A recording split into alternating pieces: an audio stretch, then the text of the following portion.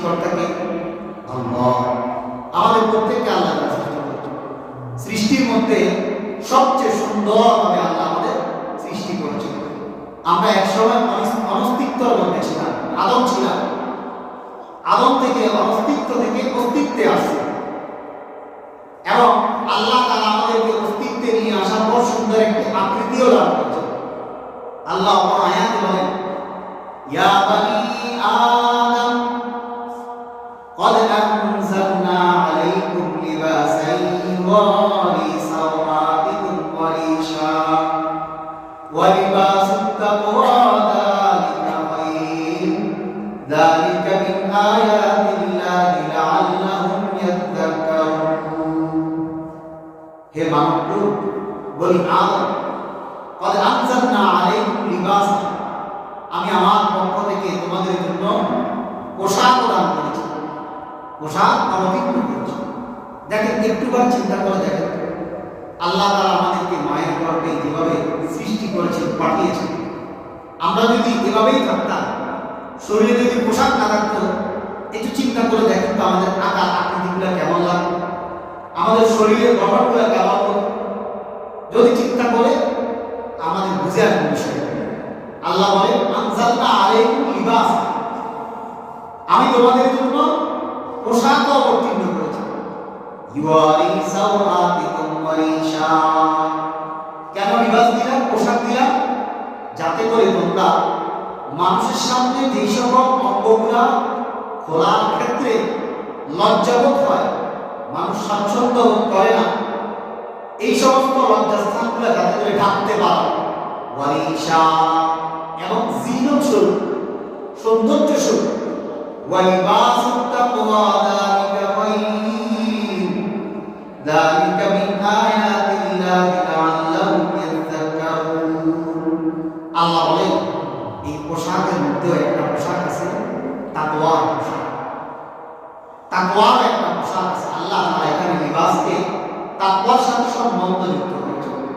এজন্য আমাদের বুঝতে হবে, আল্লাহ তাআলা আমাদেরকে সৃষ্টি করার পর আল্লাহ তাআলা আমরা কিভাবে আল্লাহ তাআলা আদেশ নিষেধ করে জানতে পারবো, একজন নবীও প্রেরণ করেছেন। আল্লাহ তাআলা বিভিন্ন সময় বিভিন্ন উম্মতের জন্য নবী প্রেরণ করেছেন। এজন্য আমরা সবসময় শুকরিয়া আদায় করা উচিত।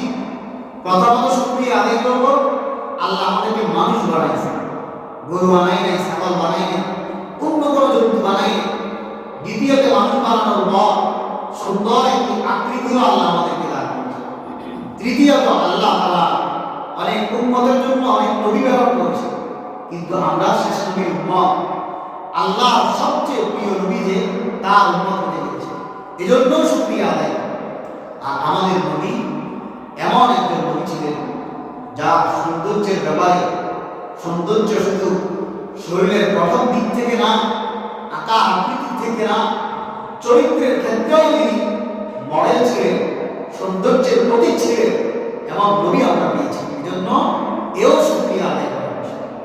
আল্লাহ বলেন, লাকাদ কানা লাকুম ফি রাসূলিল্লাহি উসওয়াতুন হাসানাহ, বান্দা, তোমাদের জন্য সবচেয়ে উত্তম আদর্শ রয়েছে আমার নবীর মাঝে, রাসূলুল্লাহ সাল্লাল্লাহু আলাইহি ওয়াসাল্লামের মাঝে।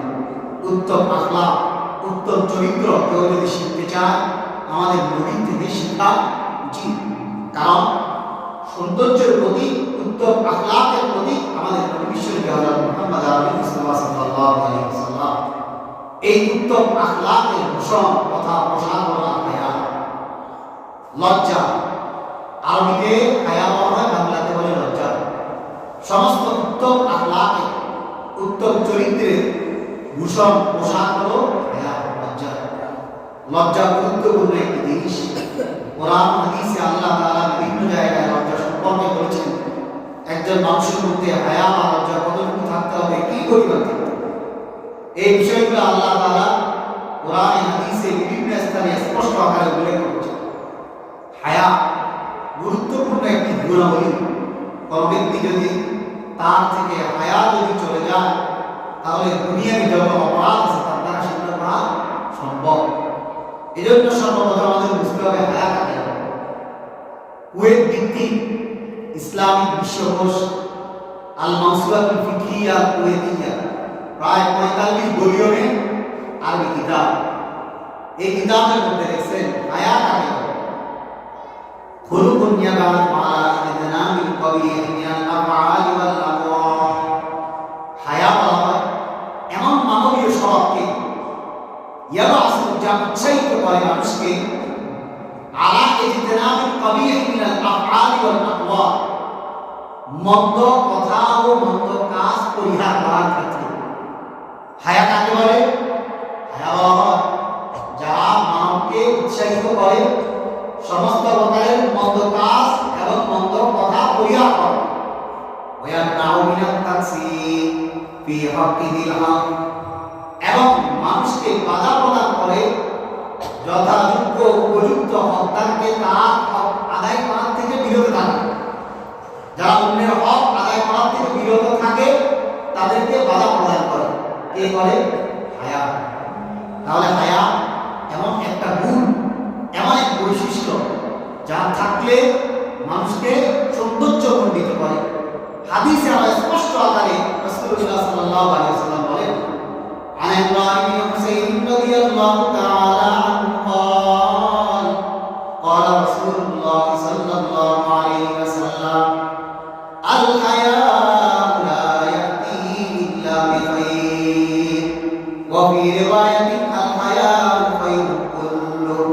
হুজুর আকরাম সাল্লাল্লাহু আলাইহি ওয়াসাল্লাম ইরশাদ করেন, হায়া লজ্জা শরম মানুষের কল্যাণই আনে না। হায়া মানুষকে কল্যাণের দিকেই যাবে। আল হায়া খায়রুল কুল্লু, লজ্জাশীলতা এর যত শাখা প্রশাখা হইতে পারে সমস্ত শাখা প্রশাখা মানুষকে কল্যাণের দিকে ধাবিত করে। একটু চিন্তা করে দেখো, একজন মানুষ সে যদি বেহায়া হয়ে তাহলে তার অপরাধের যত মাত্রা আছে সমস্ত মাত্রাগুলোকে সে অতিক্রম করবে। হায়া বা লজ্জা শরমের মেসাল উদাহরণ আমরা সাধারণত রাস্তার পাশে একটা গাছ দেখি, লজ্জাবতী গাছ বলে। এর সাথে যদি আমাদের সামান্য আঁচ লাগে, হাতের আঁচ, সাথে সাথে এর পাতাগুলো কি গুটিয়ে যায়, এটাকে আমরা লজ্জাবতী গাছ বলি। কেন? এর সাথে যদি কোনো প্রকারে মানুষের টাচ লাগে, স্পর্শ লাগে, সাথে সাথে এর পাতাগুলো উঠে যায়। এই জন্য বলা হয় এটাকে লজ্জাবতী গাছ। এই লজ্জা এত বেশি জরুরি একজন নারী ও পুরুষের। কেমন? একজন পুরুষের যদি লজ্জা না থাকে সে কি করতে পারে? অবাধে মানুষকে হত্যা করতে পারে। বর্তমানে পত্রিকাগুলো খুলে দেখবেন অমুক জায়গায় অমুককে অমুকে হত্যা করছে, তমুক জায়গায় অমুক অমুককে হত্যা করছে। অহরহ হচ্ছে কি হচ্ছে না? এমনিভাবে একজন মানুষ টাকার কারণে, সম্পদের কারণে, আমাদের এই ছাগল নিয়ে যেত ঘটনা, টাকার জন্য, সম্পদের জন্য আর ভাইকে মাথায় বাড়ি দিচ্ছে, এরপরে ইন্তেকাল করছে। ঘটনা শুনছেন না আপনারা? এভাবে অনেক জায়গা হচ্ছে। তাহলে হায়া না থাকলে মানুষ একে অপরকে হত্যা করতে পারে। এমনিভাবে হায়া না থাকলে মানুষ শরীয়তের বিধিবিধানগুলোকে লঙ্ঘন করতে পারে, চুরি করতে পারে, ডাকাতি করতে পারে, রাহাজানি করতে পারে, দেশীয় টাকাকে সুইস ব্যাংকে জমা করতে পারে। যত প্রকারের অপরাধ আছে, দর্শনের সাথে জড়িত পুরুষ আছে না নাই? কত জায়গায় স্ত্রীকে, স্বামীকে বেঁধে রেখে স্ত্রীকে দর্শন করতেছে, নাই? বাংলাদেশ হচ্ছে অপরাধের মাত্রা যখন ছাড়িয়ে যাবে আল্লাহর পক্ষ থেকে আযাব ও গজব মানুষের উপর আসতে হবে। এজন্য গত সপ্তাহ বলেছিলাম, যেখানে অপরাধ হয় সেখানে বাধা প্রদান করা, যেখানে কোনো অপরাধ সৃষ্টি হয়, অপরাধ দেখা যায় সেইখানে করছে ওঠা। এজন্য অপরাধকে যারা সাপোর্ট করে বনি ইসরাঈলের মতো লাআনাহুল্লাহ, আল্লাহ আমাদের উপর অভিসম্পাত করবেন যদি অপরাধকে সাপোর্ট করি। গত সপ্তাহ বলেছিলাম এই আমাদের বইগুলো স্কুল কলেজে দেখেন এগুলো মাদ্রাসায় পড়ায়, আমরা সরকারি সিলেবাসে পড়াশোনা করি। যারা সরকারি সিলেবাসে পড়াশোনা করে এদের মধ্যে মুসলমানের সন্তানরা আছে না? আবার এক ধরনের হুজুররাও আছে যাকে সরকারি মাদ্রাসা বলে। ওনাদের পক্ষ থেকে কোনো প্রকার প্রতিবাদ নেই, ওনারা কিন্তু এই বইগুলো পড়াচ্ছে। আজকে যদি আমরা মুসলমানরা সবাই একসাথে করে অর্জন করি যে আমি যতক্ষণ পর্যন্ত স্কুলের সিলেবাস পরিবর্তন করবে না, ততক্ষণ পর্যন্ত আমার সন্তানকে আমি স্কুলে পাঠাবো না, প্রত্যেকটা অভিভাবক যদি এভাবে প্রতিরোধ করে তুলে এই ধরনের অপরাধ করা সম্ভব, তারা দেখবেন বাধ্য হবে সিলেবাস পরিবর্তন করার জন্য। এর জন্য বললাম, অন্যায়ের প্রতিবাদ করার জন্য হায়া দরকার আছে। লজ্জা শরম আজকে আমাদের কই গেল? আমাদের হায়া ঈমানের সাথে সম্পর্কিত বিষয়। قال رسول الله صلى الله عليه وسلم الحياء والعي شعبتان من الإيمان।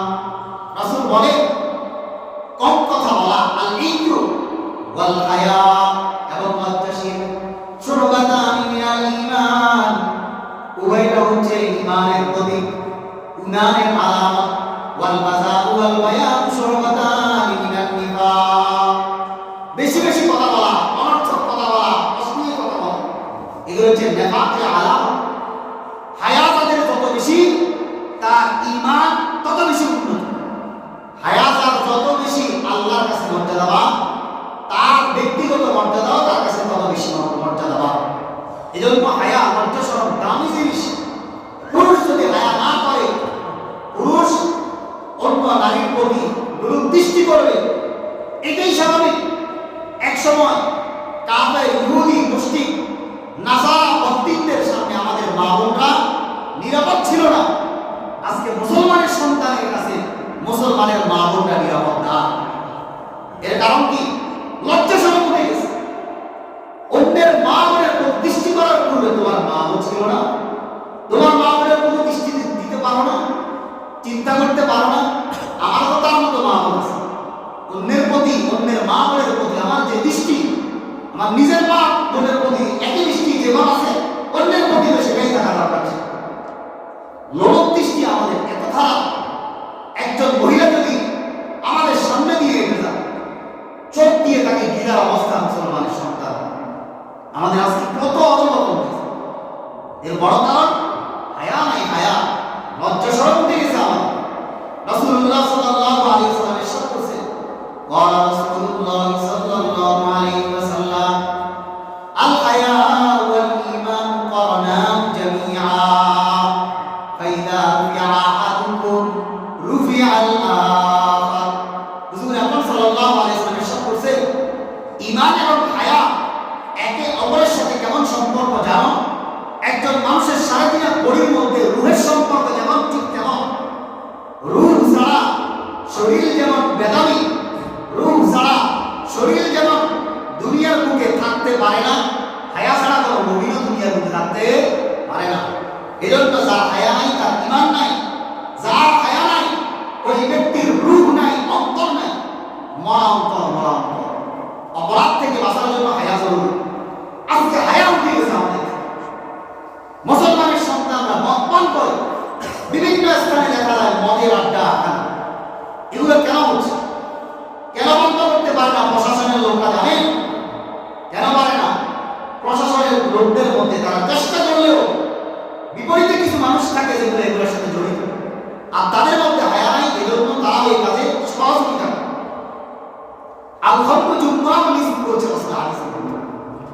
সমস্ত অপরাধের দাগ খুলে দেয় মদ পান করা। একজন মুসলমান কিভাবে মদ পান করতে পারে?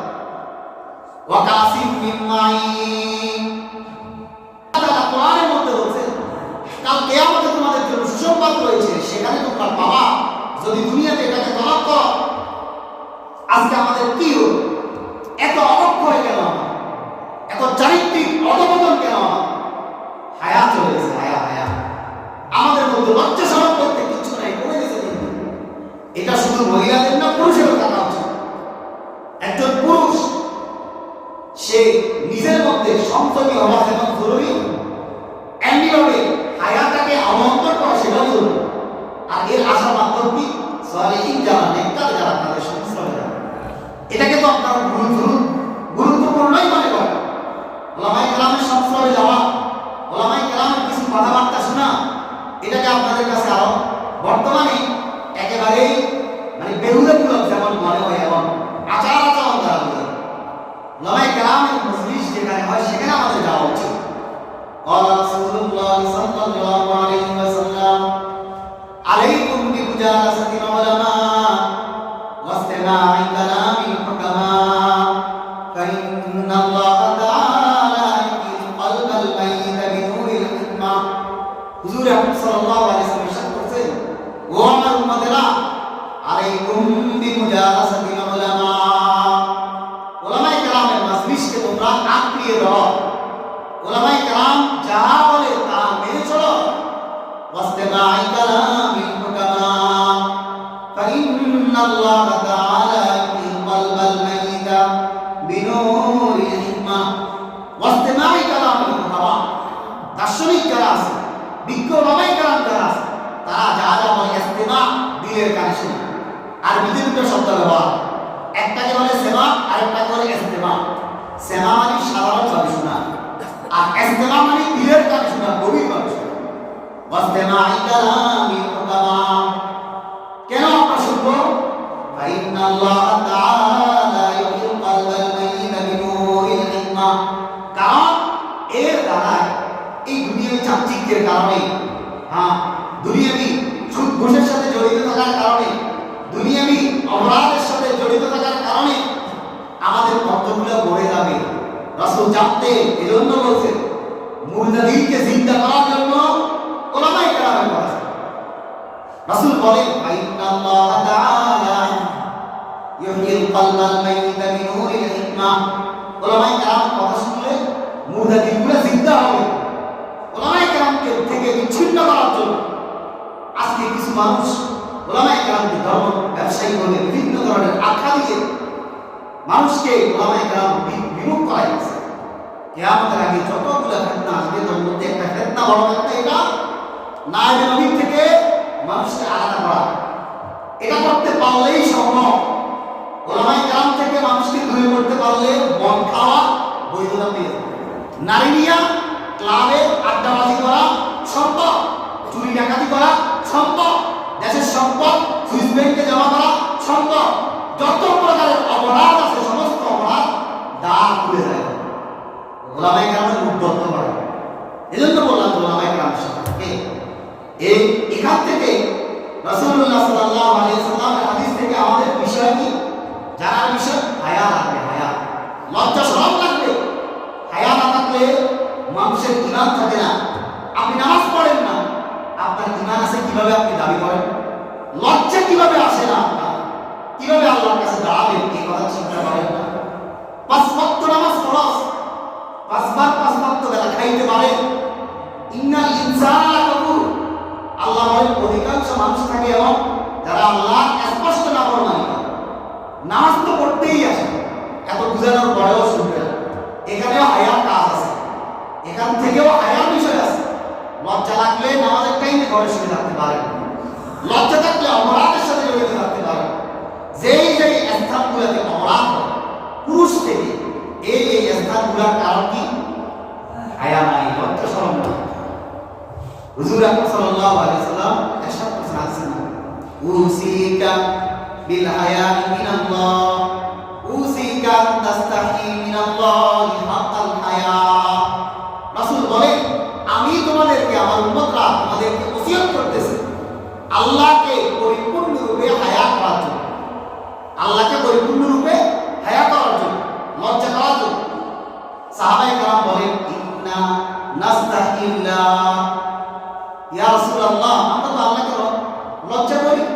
রাসূল বলেন, ওই লজ্জা আনতা তাহফাজুর রাসা ওয়া মা হাওয়া ওয়া তাহফাজাল বাদনা ওয়া মা ওয়া ওয়া তাযকুরাল মাউতা ওয়াল বালা ফামান ফাআলা যালিকা সাওয়াবুহু জান্নাতুল মাওয়া।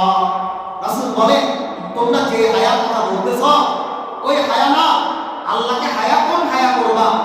মূলত আল্লাহকে হায়া করা হয় পরিপূর্ণরূপে আনতা তাহফাজার রাসা, মাথাকে হেফাজত করা, ওয়া মা হাওয়া, মাথার সাথে সম্পর্কিত তোমাদের যে অঙ্গগুলো আছে সেগুলোকে হেফাজত। এগুলাকে কিভাবে হেফাজত করবে? আর এগুলোর দ্বারাই আল্লাহকে হায়া করা কিভাবে? বর্তমানে মানুষ আল্লাহর জন্য বেশি নাফরমানি করে এই মাথার দ্বারা সবচেয়ে বেশি। কারণ মাথার মধ্যে চোখ আছে, নাক আছে, মুখ আছে, কান আছে। গীবত করা, পরনিন্দা করা, পরচর্চা করা সবগুলো হয় মুখের মাধ্যমে।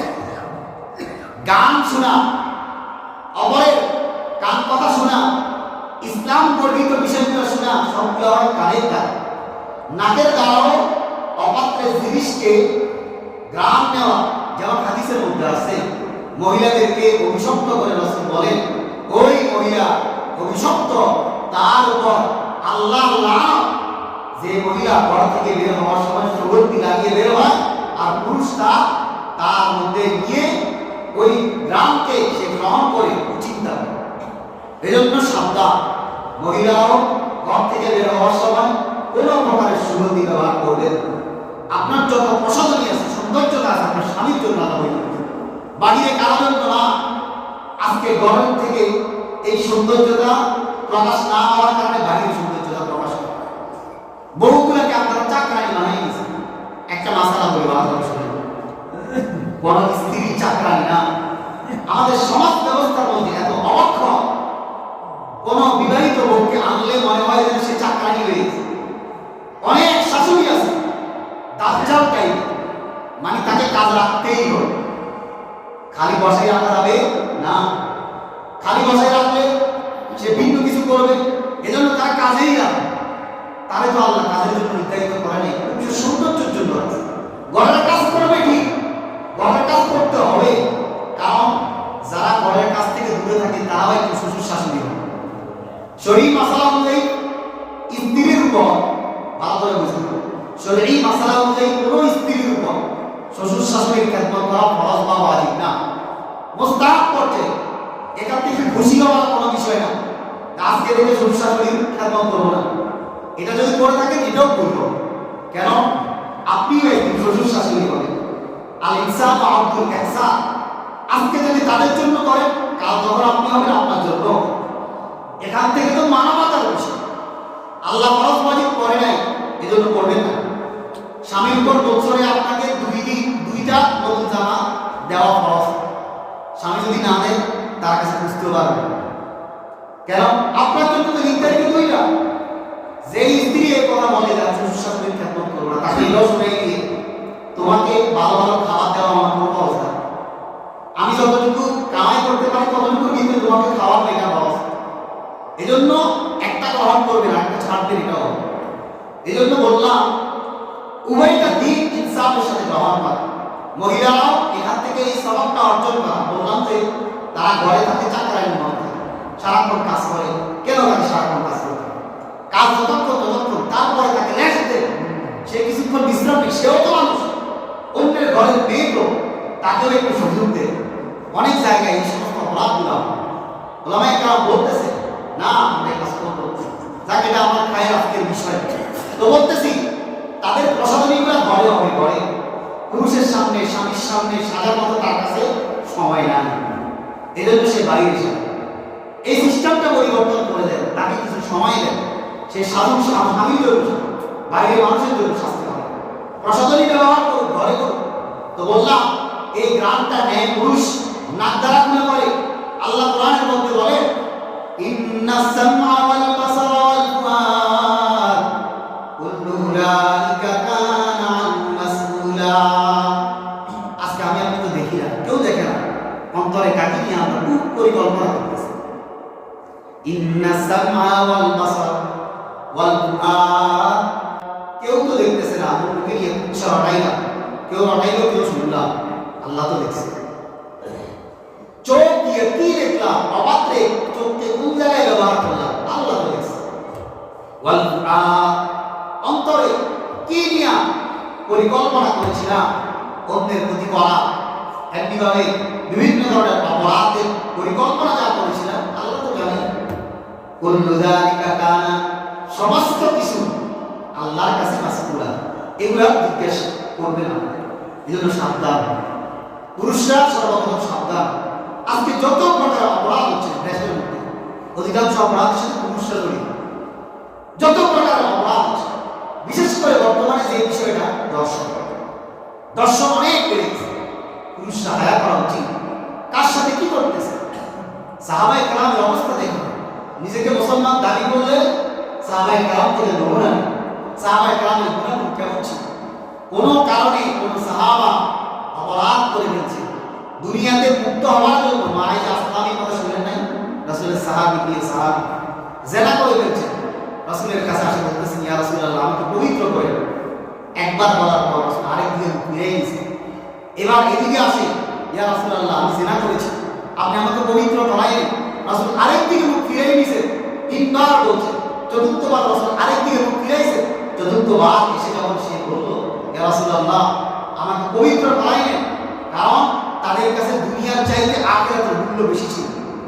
আজকে আমাদের কাছে এই দিন, ধর্ম, ইসলাম এত বেশি ফিকে মনে হয়, একেবারে গ্রহণীয় বস্তু না, বর্জনীয় বস্তু পরিণত হয়েছে যে ইসলামকে আমরা পালন করার প্রয়োজন নাই।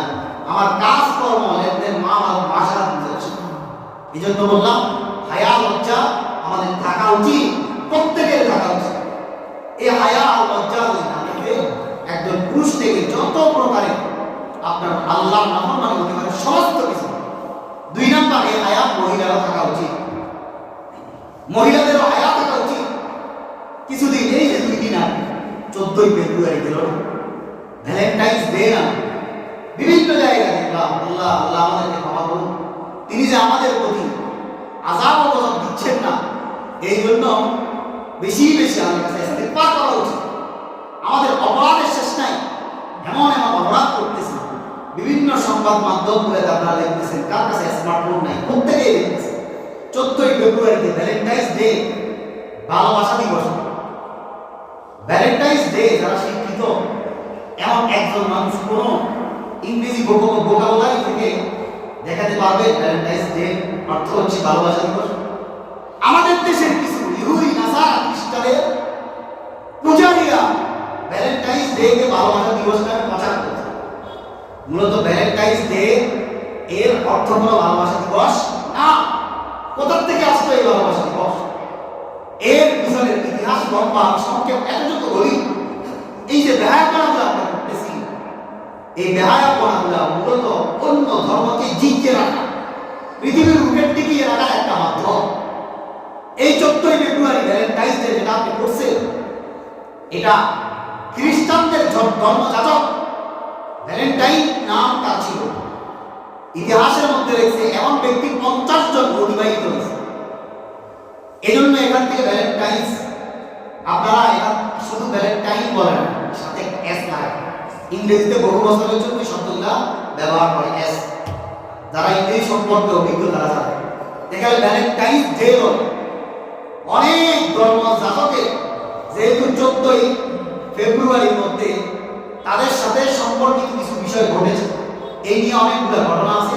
তার মধ্যে একটা ঘটনা যে তিনি কিতাবী ধর্ম ছিল, ভ্যালেন্টাইন ব্যক্তিরা কিতাবী ধর্ম ছিল। কোন কিতাবী ধর্ম, সে কখনো পৌত্তলিক হতে পারে। সে যদি পৌত্তলিক হয়, সে আল্লাহর পক্ষ থেকে নাযিলকৃত কিতাবের উপর তার ঈমান নাই। এই জন্য বর্তমানে কোন ইহুদি, নাসারা, খ্রিস্টানের সাথে বিবাহ বন্ধন আবদ্ধ হওয়া কি নাই? জায়েজ নাই। এর অনেকগুলো কারণ আছে। তার মধ্যে একটা বড় কারণ, তারা তাদের কিতাবে বিশ্বাসী। তাদের কিতাব, আসমানি কিতাব ছিল, বিকৃত হয়ে গেছে। তখনকার রোমানদের শাসক যে ছিল, সে এই ভ্যালেন্টাইনকে পৌত্তলিক হওয়ার জন্য, মুশরিক হওয়ার জন্য বাধ্য করে, তথা তিক্তবাদী বিশ্বাসী হওয়ার জন্য, মূর্তি পূজক হওয়ার জন্য, আল্লাহর নাফরমানিতে লিপ্ত হওয়ার জন্য তাকে বাধ্য করে। কিন্তু সে মানে না। ওই দিনে তাকে হত্যা করানো এই ভ্যালেন্টাইন। আর তারা তাদের দেশে এই 14ই ফেব্রুয়ারিকে পালন করে থাকে তাদের এই ধর্মযাজককে উদ্দেশ্য করে। আজকে বাংলাদেশে সেটা কনভার্ট হয়ে ভালোবাসা দিবস, বিশ্ব নোংরামি দিবস। এটাতে কোনো ভালোবাসা নাই। আমরা 24 ঘন্টা মাকে ভালোবাসি, 24 ঘন্টা বাবাকে ভালোবাসি, ভাইকে ভালোবাসি, বোনকে ভালোবাসি, আমার ছেলে মেয়ে স্ত্রীকে ভালোবাসি। এর জন্য আমার দিবস লাগবে কেন? যত দিবস উল্লেখ করা হয়, সমস্ত দিবসের সাথে নোংরামি জড়িত, বিশেষ করে বিশ্ব বেহায়া দিবস। এই জন্য বললাম, ফেব্রুয়ারি মাস গুগলে সার্চ দিয়ে দেখবেন সমস্ত প্রকারের বেহায়াপনা দিবস এই ফেব্রুয়ারি। কিস ডে, আচ্ছা কিস, চুম্বন করা, এটা সম্পর্কটা কিসের সাথে বলেন? ভালোবাসার সাথে। এর জন্য কি নির্দিষ্ট দিন লাগবে? আপনি আপনার বাচ্চাকে, ছেলেকে, আপনার মেয়েকে আপনি চুমো দিলেন, স্ত্রীকে চুমো দিলেন, এর জন্য কি নির্দিষ্ট দিন লাগবে? বলেন, নির্দিষ্ট দিন দিতে হবে। এর উদ্দেশ্য বেহায়াপনাকে উজ্জীবিত করা। আমাদের সাংবাদিকগুলো আজকে এত হলুদ হয়ে গেছে, এই নোংরামিগুলোকে তারা তুলে দাও।